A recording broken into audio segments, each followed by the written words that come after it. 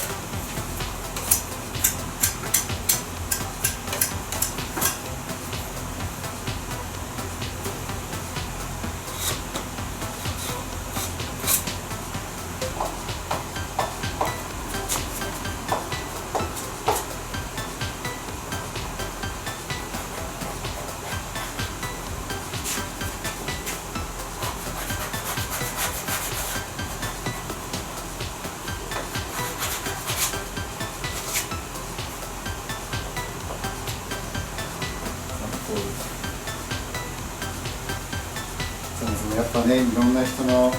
ボイシーをね、聞いてたけどさ、石巻がすごいね。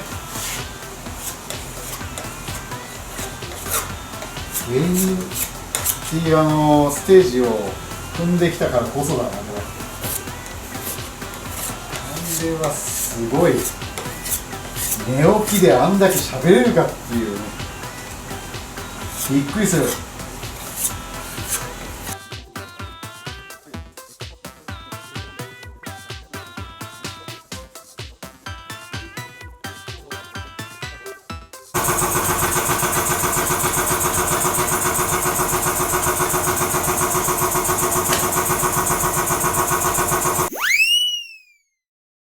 はい、一応ですね、こちらのスカイライン V36 スカイラインの、イベント用ですねに向けて、バンパーを作っていました。まあ、先ほど見ていただいた作業風景なんですけども、ちょっとこれ説明するにも少し難しすぎるんで、参考にもならないしということで、まあ作業風景だけ、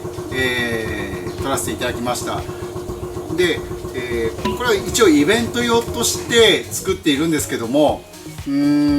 スカイラインの内容を言うとですね、スカイライン純正のスカイラインのバンパーと車外の、フーガ用のバンパーを2個1でつなぎ合わせて作っています。だからまあ言ってしまえばもう世界に1つだけのバンパーってことですよね。でなかなかあれを作るのにもですね、結構時間かかって、もう丸2週間ぐらいずっと作業やってるんですけど、やっぱりなかなか合わないと。